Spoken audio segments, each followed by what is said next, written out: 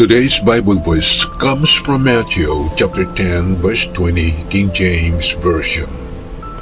For it is not ye that speak, but the Spirit of your Father which speaketh in you. Matthew 10:20 assures followers that when they face persecution, they won't have to rely on their own words. God will provide the exact message they need through the Holy Spirit. It is a promise of divine guidance, so believers can be confident that the Spirit of God will speak through them, ensuring them they are empowered to speak the truth in critical moments. Here's a breakdown of the verse. Number 1. Divine guidance.